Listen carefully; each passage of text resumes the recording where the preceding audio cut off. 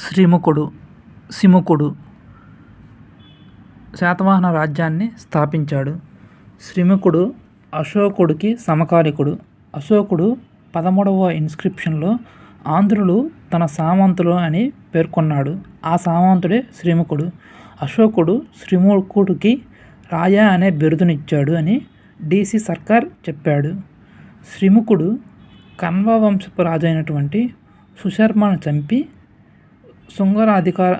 సుశంకులను చంపి శుంగర అధికారాన్ని తొలగించి రాజ్యాన్ని స్థాపించాడని పురాణాలు చెప్పాయి. శ్రీముఖుడు మొదట్లో జైన మతాన్ని ఫాలో అయ్యాడు. తర్వాత వైదిక మతాన్ని అనుసరించాడు. సిముకుడు యొక్క జైన మత గురువు కాలకాసురి, విమలాదిత్య త్రికాలయోగి.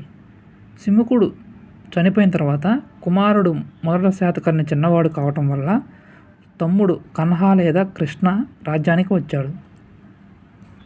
కన్హా, అతన్నే కృష్ణ అని పిలుస్తారు, శ్రీముఖుడి యొక్క తమ్ముడు.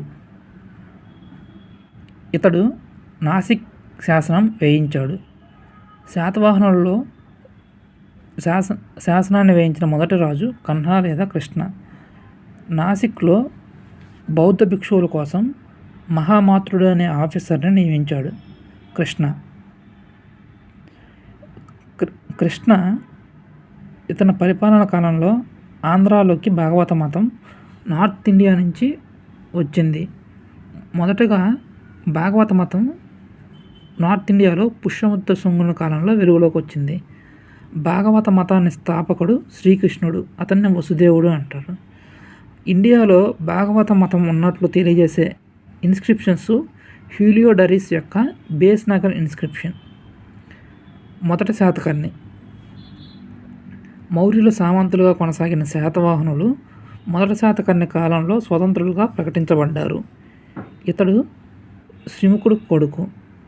తొలి శాతవాహనుల్లో గొప్పోడు మొదటి శాతకర్ణి. మత్స్య పురాణం ప్రకారం మొదటి శాతకర్ణిని మల్లకర్ణ అని, మహాన్ అని పిలిచేవాళ్ళు. మొదటిసారిగా తన పేరుకి శాతవాహన అనే వంశనామాన్ని జోడించిన తొలి శాతవాహన రాజు మొదటి శాతకర్ణి. మొదటి శాతకర్ణి వైవాహిక సంబంధాల ద్వారా రాజ్యాన్ని విస్తరించాడు. ఇతడు త్రణకైరో కుమార్తె అయినటువంటి దేవి నాగనికాన్ని పెళ్లి చేసుకున్నాడు.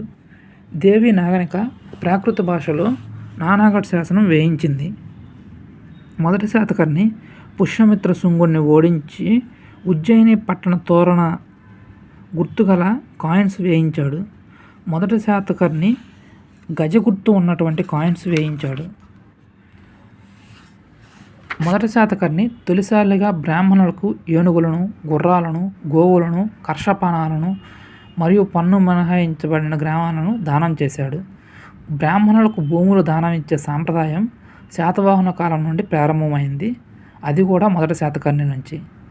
కళింగరాజు అయినటువంటి మహామేఘ వాహన కరవేలుడు మొదటి శాతకర్ణిపై దండెత్తి ఓడించాడు అని హాతిగంప ఇన్స్క్రిప్షన్, గుంటుపల్లి ఇన్స్క్రిప్షన్ పేర్కొన్నాయి. మొదటి శాతకర్ణి యవన రాజు అయినటువంటి డిమిట్రస్ను కూడా ఓడించి పంపాడు.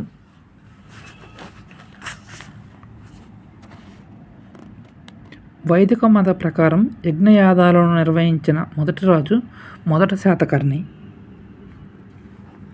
కర్షపానాలు, వెండి నాణేలు.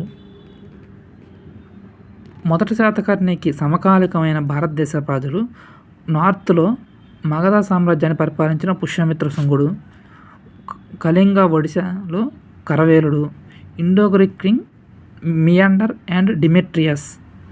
మొదటి శాతకర్ణి బిరుదులు ఏకవీర, శూర, దక్షిణ పదపతి, అస్మకాధీశ, అప్రతిహత చక్ర. వేదసిరి. మొదటి శాతకర్ణి దేవి నాగనికల కొడుకు వేదసిరి. వేదసిరిని పూర్ణోత్సుంగుడు అంటారు. వేదసిరి కాలంలో కళింగ కరవేలుడు బట్టిబ్రోలుపై దాడి చేశాడు. రెండవ శాతకర్ణి. ఇతడు 56 సంవత్సరాలు పరిపాలించాడు. శాతవాహనంలో ఎక్కువ సంవత్సరాలు పరిపాలించిన రాజు రెండవ శాతకర్ణి. సంచి స్తూపానికి దక్షిణ తోరణాన్ని నిర్మించాడు. అదేవిధంగా అక్కడ శాసనాన్ని వేయించాడు. రెండవ శాతకర్ణి కాలంలోనే శాతవాహన ఘర్షణలు ప్రారంభమయ్యాయి.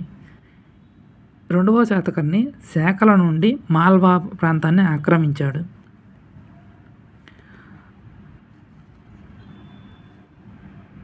క్షహరాట్ వంశంలో గొప్పవాడు నహపానుడు. కర్దమాంక వంశం మాల్వా ప్రాంతంలో గొప్పవాడు రుద్రదాముడు. 2వ శాతకర్ణి కాలంలో గతంలో శాతవాహనులు కోల్పోయిన ప్రాంతాలు తిరిగి వశపరుచుకున్నాడని బెల్సా ఇన్స్క్రిప్షన్ తెలుపుతుంది. మాల్వాలో లభించిన 2వ శాతకర్ణి కాయిన్ పైన రణూసిరి శతకనిక అనే రాసి ఉంది. 2వ శాతకర్ణి బిరుదులు రాజన్య శ్రీ శాతకర్ణి. 2వ శాతకర్ణి దగ్గర కళాకారుడు వశిష్ఠపుత్ర ఆనంద లేదా ఆనంద అని పిలుస్తారు. కుంతల శాతకర్ణి ఇతడు 13వ రాజు. కుంతల శాతకర్ణి బిరుదు విక్రమార్క. కుంతల శాతకర్ణి కాలంలో ప్రాకృతానికి బదులు సాంస్క్రిట్ రాజభాషగా మారింది. రాజశేఖరుడు కావ్యమీమాంస అనే గ్రంథాన్ని రాశాడు.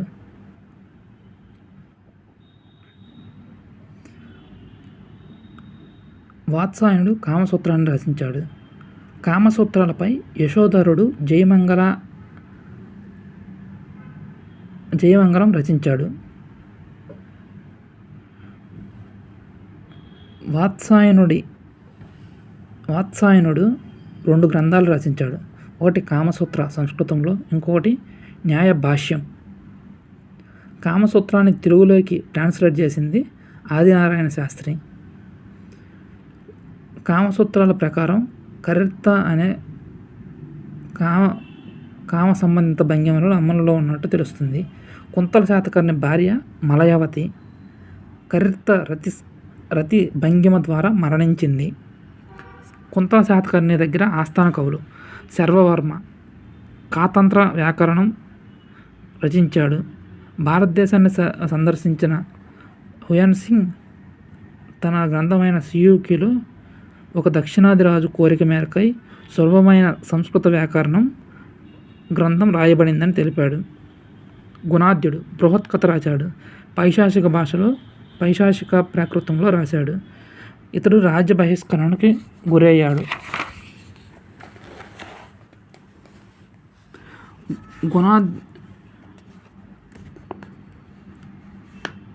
బృహత్కథ గుణాద్యుడు రచించాడు. దాని ఆధారంగా సోమదేవసూరి కథ సరిత్సాగను రాశాడు. బృహత్కథలో హీరో కుబేరుడు. సర్వవర్మ మరియు గుణాద్యుడి మధ్య డిబేట్స్ని వివరించింది సోమదేవుడు కథ సరిత్సాగరం. బృహత్కథను దుర్వినతుడు సాంస్క్రిట్లో అనువాదం చేశాడు.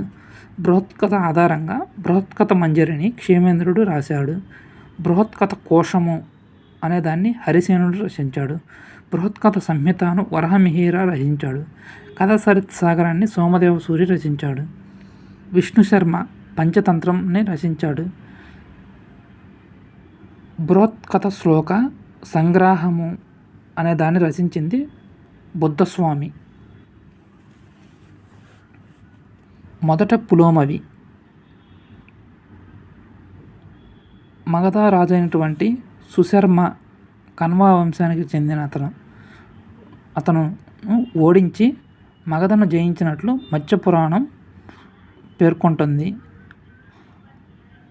ఆంధ్రులు మగధను జయించి 10 సంవత్సరాలు పాలించాలని గార్గి సంహితలో యుగపురాణం చెబుతుంది. కుంభ్రాహర్ అనే పిలువబడే ప్రాచీన పాటలీపుత్రంలో వద్ద తవ్వకాలలో శాతవాహన కాయిన్స్ లభించాయి.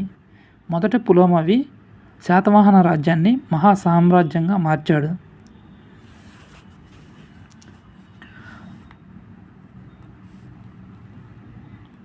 గౌరవకృష్ణుడు కాలంలో నార్త్ వెస్ట్ ఇండియాలో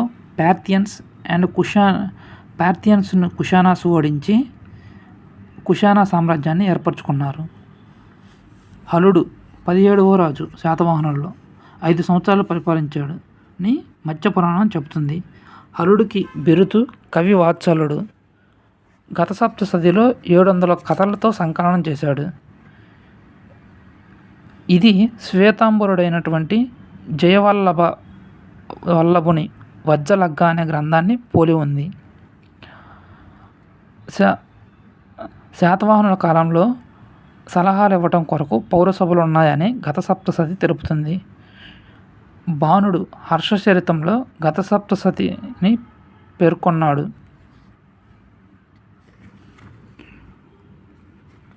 హలుడు సేనాపతి విజయనాథుడు. హలుడు ప్రేమించి వివాహం చేసుకున్న శ్రీలంక రాకుమారి లీలావతి. కుతూహలుడు లీలావతి కావ్యంలో వీళ్ళిద్దరి ప్రేమ గురించి చెప్పాడు. గోల్డెన్ ఏజ్ ఫర్ ప్రాకృత్ అని హలుడు కాలాన్ని పేర్కొంటారు. తొలి తెలుగు పదాలు హల గతసప్తశతిలో లభ్యమయ్యాయి. శివస్వాతి కనిష్కుడికి సమకాలికుడు. శివస్వాతి బాలశ్రీని పెళ్లి చేసుకొని గౌతమిపుత్ర శాతకర్ణి అనే కొడుకును కన్నాడు. గౌతమిపుత్ర శాతకర్ణి 23వ రాజు, 34 సంవత్సరాలు పరిపాలించాడు. గౌతమిపుత్ర శాతకర్ణి శాలివాహన శకం క్రీస్తు శకం 78ని ప్రారంభించాడు. శాలివాహన శకంను పాటించిన ఏకైక రాజు రామచంద్ర యాదవ్. శాతవాహనులలో మొదటిసారిగా తల్లి పేరును తన పేరుకు ఉపయోగించింది గౌతమిపుత్ర శాతకర్ణి. దీనినే మ్యాట్రినోమిక్స్ అంటారు. తర్వాత ఇక్ష్వాకులు కూడా ఈ పద్ధతిని ఫాలో అయ్యారు. గౌతమి బాలశ్రీ తన కొడుకు గౌతమిపుత్ర శాతకర్ణి విజయాల గురించి 2వ పులమావి కాలంలో నాసిక్ ఇన్స్క్రిప్షన్లో వివరించింది. క్షహరాట వంశంలో గొప్పవాడు నహపానుడు. శాతవాహనుల మధ్య సముద్ర వ్యాపారం కోసం నిరంతరం ఘర్షణలు జరిగేవి. క్షహరాట వంశీయుడైన నహపానుడికి గౌతమిపుత్ర శాతకర్ణికి జోగుల్తంబి యుద్ధం జరిగింది. ఈ జోగుల్తంబి యుద్ధంనే గోవ ధనహార యుద్ధం అని అంటారు. గౌతమిపుత్ర శాతకర్ణి నహపానుడిని ఓడించడం వల్ల క్షహరాట వంశ నిర్వశేఖర అనే బిరుదును పొందాడు. శాతవాహనుల కాలం నాటి నాణ్యాల ప్రస్తావన వృషభాదత్తుని నాసిక్ ఇన్స్క్రిప్షన్లో కనిపిస్తాయి.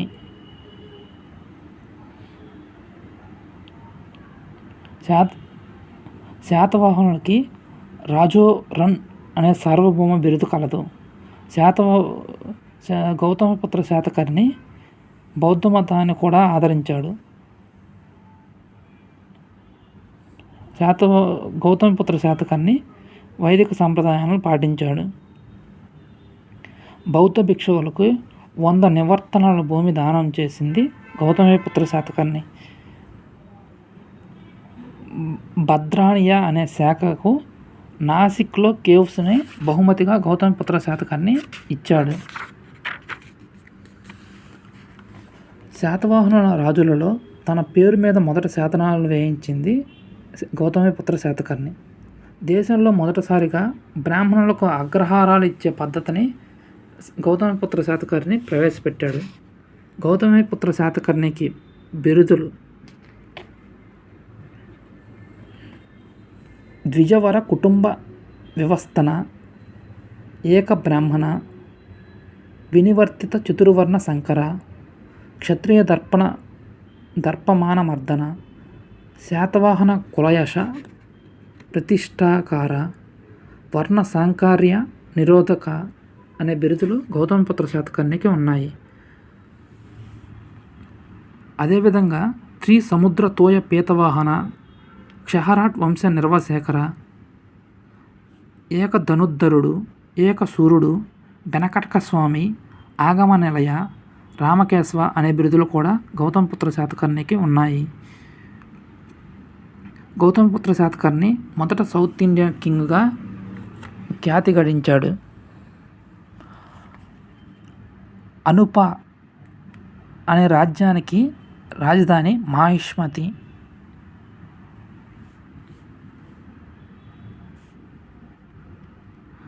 గౌతమిపుత్ర శాతకర్ణి విజయాలకు ప్రధాన కారణం అతడు మినిస్టర్ శివగుప్తుడు.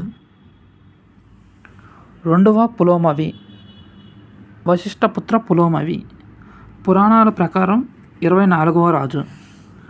గౌతమి బాలశ్రీ నాసిక్ శిలాశాసనం పులోమవి రెండో సమయంలో వేయించింది.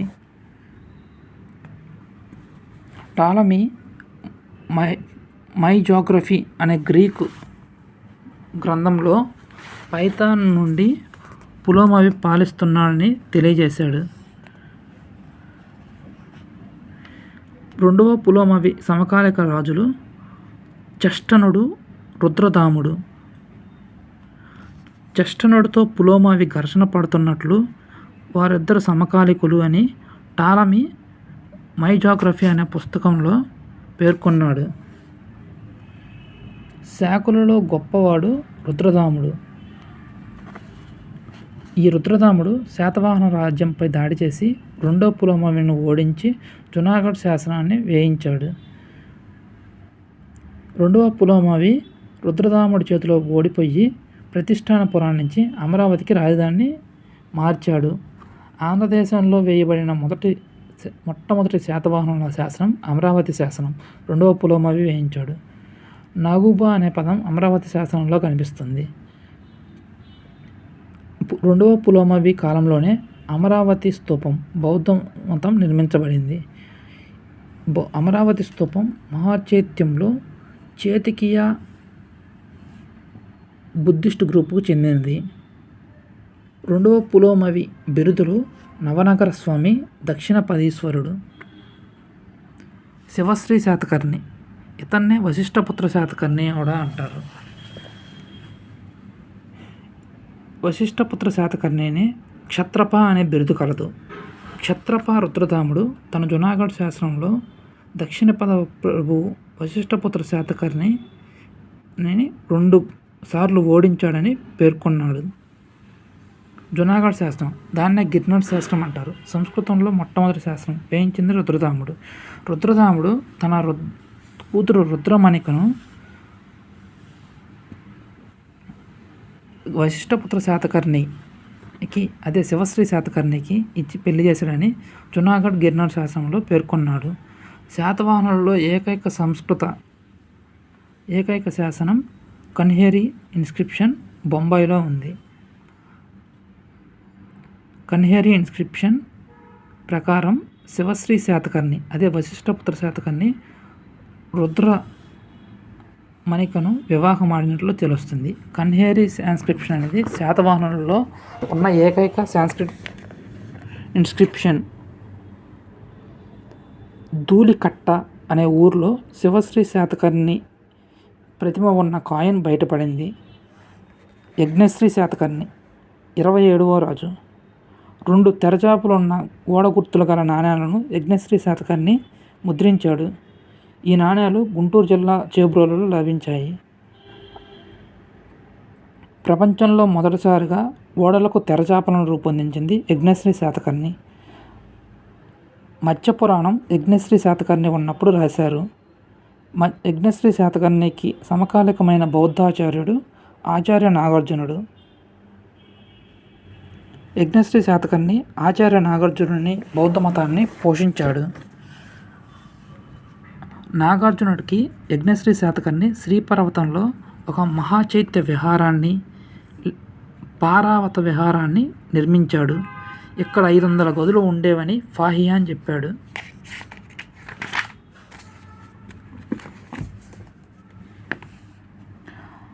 ఆచార్య నాగార్జునుడు అమరావతి స్తూపానికి రాతి ప్రకారం నిర్మించాడు.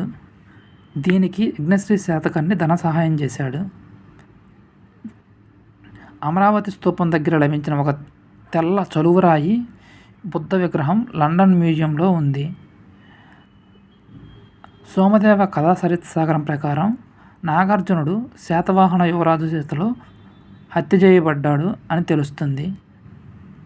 యజ్ఞశ్రీ శాతకర్ణి సేనాని భావగోపుడు లేదా విజయగోపుడు. యజ్ఞశ్రీ శాతకర్ణికి బాణుడు హర్షచరిత్రలో త్రిసముద్రేశ్వరుడు అని పేర్కొంది.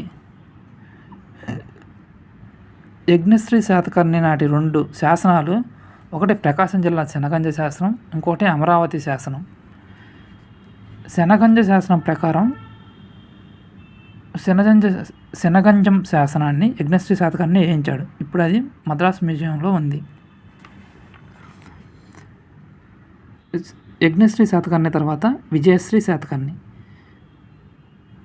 విజయశ్రీ శాతకర్ణి 28వ రాజు. శ్రీపర్వతమునకు విజయపురి అనే పేరు ఇతని పేరు మీదే వచ్చింది. నాగార్జునకొండ శాసనం. తిథిని పేర్కొన్న మొట్టమొదటి శాసనం నాగార్జునకొండ శాసనం. దీన్ని వేయించింది విజయశ్రీ.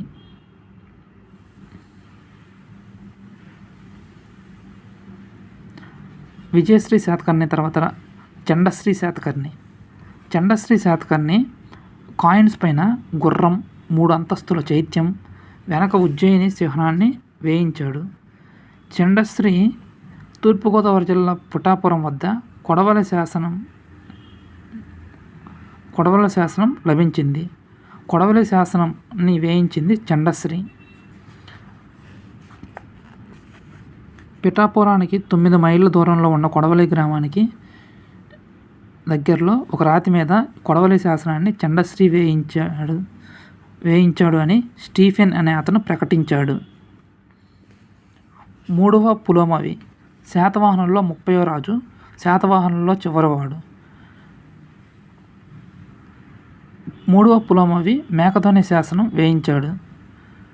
ఈ మేకధోని శాసనం ప్రకారం 3వ పులోమవి మహాసేనాధిపతి అయినటువంటి కండనాగుడు శాతవాహన ఆహారం బళ్ళారి ప్రాంతాన్ని పాలిస్తున్నాడు. బళ్ళారి ప్రాంతాన్ని పాలించింది కండనాగుడు.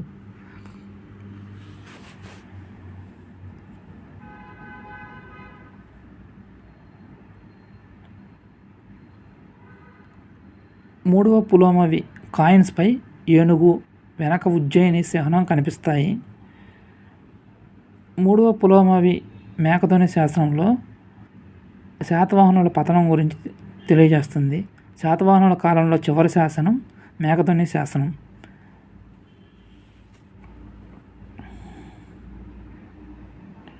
శాతవాహనుల తర్వాత వీరి రాజ్యం ఈ క్రింద విధంగా విభజించబడింది. నాగార్జునకొండ విజయపురిని ఇక్ష్వాకులు పరిపాలించారు. నాసిక్ గోవర్ధన రాజధానిగా మహారాష్ట్రాన్ని అబీరులు పరిపాలించారు. చూటులు కర్ణాటక బనవాసి క్యాపిటల్గా పరిపాలించారు. కురరాజ్యం మహారాష్ట్ర కొల్లాపూర్, పూగియ ఒంగోలు ప్రాంతాన్ని, హిరణ్యక రాజ్యం కర్నూలు కడప, పల్లవులు తమిళనాడును పరిపాలించారు.